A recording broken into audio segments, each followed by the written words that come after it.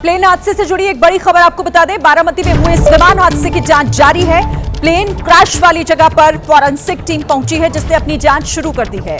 बारामती में लैंडिंग के वक्त विमान क्रैश हुआ था। एयरपोर्ट अथॉरिटी के अधिकारी भी वहां पर मौजूद हैं। तो विमान हादसा कैसे हुआ, इनके तमाम हर पहलू पर जांच की जा रही है। फॉरेंसिक की टीम भी इस वक्त वहां मौके पर मौजूद है। एयरपोर्ट अथॉरिटी के अधिकारी भी वहां मौजूद हैं और जांच अधिकारी लगातार अपनी जांच को आगे बढ़ा रहे हैं। तो प्लेन क्रैश वाली जगह पर जांच अधिकारी पहुंचे हुए हैं। एयरपोर्ट अथॉरिटी के साथ साथ फॉरेंसिक विभाग की जो टीम वो भी बारामती में उस जगह पर मौजूद है जहां लैंड करते वक्त अजीत पवार का विमान क्रैश हुआ था। और उस विमान में सवार सभी लोग जिनकी इस दुखद हादसे में मौत हो चुकी है, अब सवाल कई उठ रहे हैं और इसीलिए जांच होना बहुत जरूरी है और इसी जांच के लिए इस वक्त टीम वहां मौजूद है।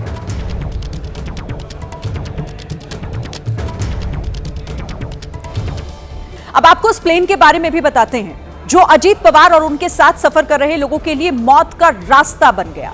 जो प्लेन हादसे का शिकार हुआ उसका नाम है लेयरजेट 45।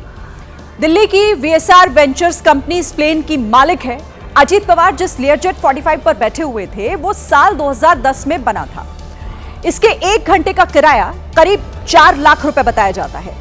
ये छोटा विमान होता है जो एक बार में अधिकतम 9 पैसेंजर अपने साथ ले जा सकता है। 17.68 मीटर की लंबाई, 14.58 मीटर की विंग्स और 4.30 मीटर की हाइट वाले इस विमान को छोटी दूरी के लिए परफेक्ट माना जाता है। ये 800 से 850 किलोमीटर प्रति घंटे की रफ्तार से उड़ान भर सकता है और 3000 किलोमीटर की रेंज तक नॉन स्टॉप ट्रैवल कर सकता है। भले ही वीएसआर वेंचर्स का ये लेयरजेट 45 हादसे का शिकार हो गया, लेकिन कहा जाता है कि इस प्लेन की खासियत ही यही थी कि ये छोटे एयरपोर्ट और उनमें बने छोटे रनवेज में आराम से लैंडिंग और टेक ऑफ कर सकता है और इसीलिए अर्जेंट ट्रैवलिंग के लिए इसे परफेक्ट माना गया।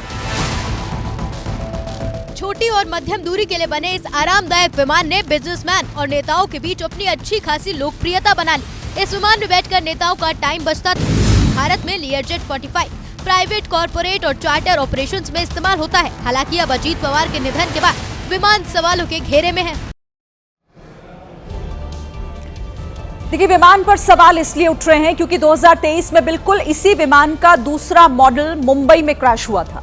3 साल में 2 बार एक ही कंपनी का विमान क्रैश हुआ तो उसे बनाने वाली कंपनी पर सवाल उठने लगे हैं। 2023 में मुंबई एयरपोर्ट में रिकॉर्ड हुए सीसीटीवी वीडियो में विमान का यही मॉडल रनवे पर फिसलता हुआ दिखाई दिया। जैसे बारामती के एयरपोर्ट में विमान के फिसलने के बाद धमाके हुए, ठीक उसी तरह 3 साल पहले मुंबई एयरपोर्ट में भी हादसा हुआ था।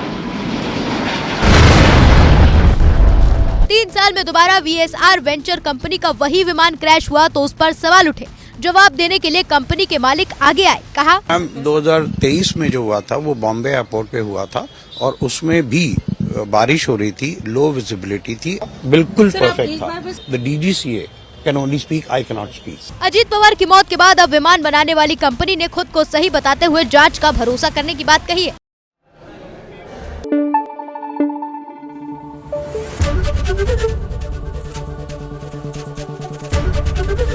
एबीपी न्यूज आपको रखे आगे।